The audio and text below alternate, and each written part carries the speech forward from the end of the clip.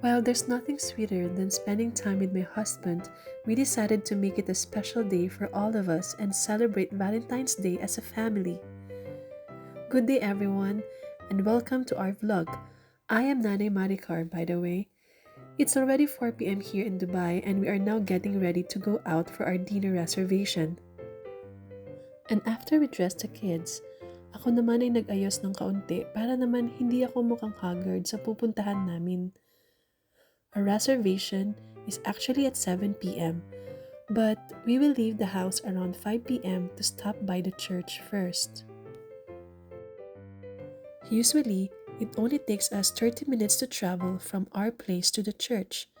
But since inaccessible pa ang floating bridge, it took us 40 minutes travel. Finally, at nakarating na rin kami ng simbahan ng eksaktong alas 6 ng gabi. At naabutan nga namin ang French Mass pagpasok namin sa loob. Hindi na muna kami umalis. Nagdasal at nakinig muna kami saglit sa misa at pagkatapos nga ay nagyaya na din si tatay namin na umalis. Medyo malayo din kasi yung kakainan namin kaya hindi na kami nagtagal sa simbahan. We arrived at exactly 7 p.m. at the restaurant. Buti na lang walang traffic along the way. Anyway, the name of the restaurant is Minato, a Japanese-style restaurant located inside the Radisson Blu Hotel just across the Dow Cruise Bur Dubai. First time nga namin kumain sa restaurant na to, pero in fairness, masarap ang food nila.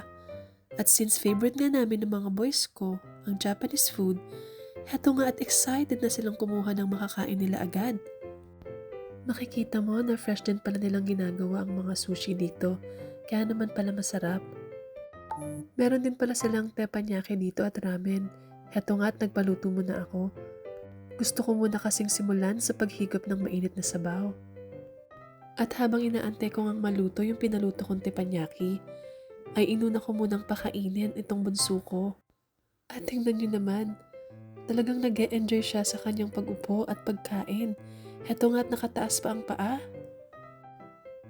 At pagkalipas ng isang oras, inaya naman ako ng pangalawa ko na mag-picture daw kami sa labas. At tingnan niyo naman ang trip niyang gawin. Akala ko naman ay magsa-selfie-selfie kami mag-ina. Pero yun pala, may plano siyang kakaiba. Hanapin daw si KD sa picture. Yan daw ang caption niya. Sinabayan ko na nga lang kung anong gusto niya. Pati din kasi ako natatawa sa pinagagagawa namin. Buti na lang walang masyadong tao dito, kaya go lang. Talagang na-enjoy din namin ang dinner na ito. Bukod sa masarap na pagkain at mababait na staff, higit sa lahat ay walang nagpasaway ng mga bata. Well, madalas naman hindi talaga nagpapasaway ang mga anak ko, lalo na sa pagkain. Halata naman, di po ba? O siya, hanggang dito na lang muna. Hanggang sa muli. Bye!